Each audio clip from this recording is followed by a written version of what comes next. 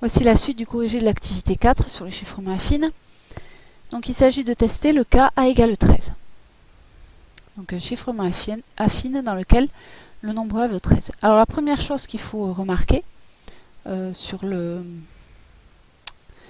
tableur, c'est que lorsqu'on prend A égale 13, il y a seulement deux lettres de codage en fait. Soit c'est le L, donc deux lettres de codage seulement, L ou Y, ce qui fait que toutes les lettres sont codées sous la forme L ou Y. Alors c'est sûr que ça ne va pas donner grand chose au niveau du décodage, enfin ça va même le rendre impossible. Alors il s'agit d'étudier un petit peu ce problème de plus près. Donc soit X et X', deux lettres différentes qu'il faut coder selon le codage affine, et bien on va montrer que le reste, ce qui correspond au rang de codage de X et au rang de codage de Y, on va obtenir un multiple de 13. Alors, de la même manière que tout à l'heure, à la lettre X, on va lui associer la transformation affine AX plus B. Ah oui, sauf que, évidemment, j'avais oublié, le A, il ne vaut pas A, il vaut 13. Donc 13x plus B. Et de la même manière, AX', donc qui est une autre lettre, on va lui associer cette fois 13x' plus B. Le nombre B, lui, par contre, il est le même. Alors, de la même manière, comme on n'est pas sûr que ce codage-là tombe dans 0,25, on va faire la division euclidienne par 26. Donc 26Q plus R de X, avec R de X entre 0 et 25, Q un nombre relatif. Et pour la lettre X', on va écrire ça sous la forme 26 fois Q' plus R de X', avec R de X', R de X'. Cette fois, c'est le codage qui est le même, mais la lettre qui est différente. Inférieur ou égal à 25, et plus grand que 0, Q' aussi, un nombre entier. Alors, de la même manière que tout à l'heure, on va faire la soustraction membre à membre de ces deux égalités. Alors, à gauche, on obtient 13, facteur de x moins x'. Les b, eux, ils s'en vont. Et ici, à droite, il nous reste 26q moins 26q'. Et alors, comme 26 est un multiple de 13, plutôt que d'écrire 26 facteur de q moins q', on va écrire 13 facteur de 2q moins 2q'. C'est strictement pareil. Si on développe 13 fois 2q, ça fait 26q, et 13 fois 2q', ça fait 26q'. Plus r de x moins r de x'. Et de la même manière que tout à l'heure, je le réécris ici. Si r de x' est entre 0 et 25, moins r de x' est entre moins 25 et 0. Et donc, la différence r de x moins r de x', elle est comprise entre moins 25 et 25. On a fait à peu près la même démonstration, enfin le raisonnement c'est le même que précédemment. Bien, et bien toujours pareil, on va faire passer ce membre-là, hop, à gauche, et donc on obtient 13 facteur de x moins x' moins 2q moins 2q' égale r de x moins r de x'. Alors tout ça, c'est un nombre entier relatif, il est dans z, peu importe ce qu'il vaut, mais... Et donc du coup, on a démontré exactement que 13 divise r de x moins r de x'. Alors, quelle est la conséquence de tout ça? Eh bien, regardons d'un petit peu plus près. 13 divise la différence r de x moins r de x'. Or, cette différence, c'est un nombre entier qui est compris entre moins 25 et 25. Bon, la question, c'est connaissons-nous beaucoup de nombres entiers compris entre moins 25 et 25 qui soient divisibles par 13? Alors, il n'y en a pas qu'un, il n'y a pas que 0 cette fois, il y en a deux autres. On obtient trois cas différents. Les trois cas sont les suivants.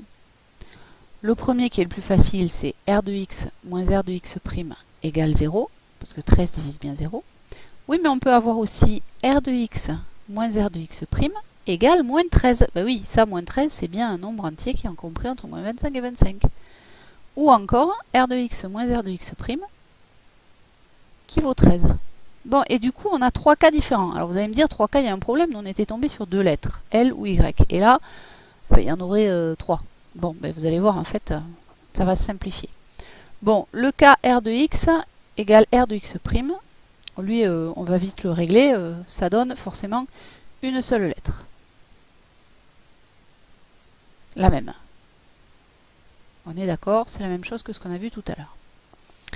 Bon, maintenant, le cas R de X moins R' de X égale moins 13 ou plus 13. Alors, ça s'écrit R de X égale R de X' plus ou moins 13. Alors, je l'écris comme ça. Ici, c'est moins 13, ici, c'est plus 13. Si on regarde un petit peu ça, étant donné... Alors là, il faut regarder un petit peu plus près. Si on regarde, si on divise par 26, le nombre 13.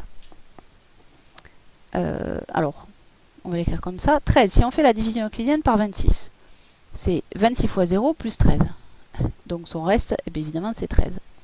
Mais si on regarde moins 13, si on le divise, si on lui fait la division euclidienne par 26, eh bien on va dire c'est 26 fois moins 1, c'est-à-dire moins 26, plus 13 aussi.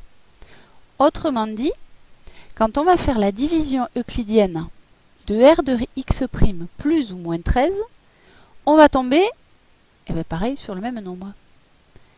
R de X' plus 13 et R de X' moins 13 ont donc le même reste dans la division euclidienne par 26.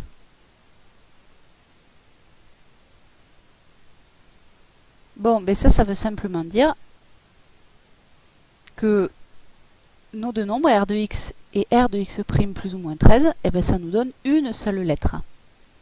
R de X' plus ou moins 13 donne une autre lettre, alors différente de celle de départ, enfin de celle qui nous a donné le cas R de X égale R de X'. Voilà, et donc on tombe bien sur 2 lettres. Alors il y en a une, ça sera L dans un certain cas, et l'autre, ça sera Y. Donc le premier cas, une seule lettre, et le deuxième cas, une autre lettre. Et voilà pourquoi on tombe sur 2 lettres au final.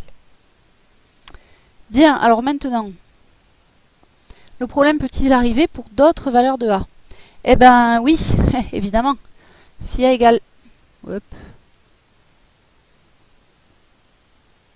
Si A égale 26, par exemple, eh ben c'est encore pire. Oui, parce que si on regarde la factorisation dans la précédente étape, on peut factoriser 13 et donc on arrive aussi, comme le raisonnement qu'on avait déjà fait, à R de X égale R de X'. Encore pire, car R de X égale R de X'. Donc en fait, il n'y a plus qu'une seule lettre de codage. Ah bon, alors là, évidemment, ça n'a aucun intérêt. Une seule lettre de codage. Donc ça ne sera pas décodable. Bon, ce qui veut dire que parmi nos 625 façons de coder, voilà, vous n'avez rien vu, hop là, parmi les 625 codages différents, eh bien, il faut enlever ceux qui ne servent à rien. Donc il faut enlever les cas, eh ben, A égale... alors 26 c'était pas possible. A égale 13. A égale 0 aussi. Mais ça c'était pas possible non plus d'ailleurs. Je suis en train de penser. Non, parce que là il était entre 1 et 25. Et pareil, non, du coup bah, il faut enlever juste le cas A égale 13. Voilà, donc c'est le cas A égale 13. Ce qui ne nous fait plus que 600 codages. Il reste... Bon, ce qui est déjà pas mal. Hein, parce que dès que A sera égal à 13, ça ne marchera plus. En fait, ça nous donne 600 clés de codage. Et donc 600 façons de décoder. Et si on n'a pas la clé de codage, eh ben, on est coincé. C'est l'avantage du chiffrement affine. C'est que sans la clé petit a petit b, eh ben, on est coincé. Voilà, c'est terminé.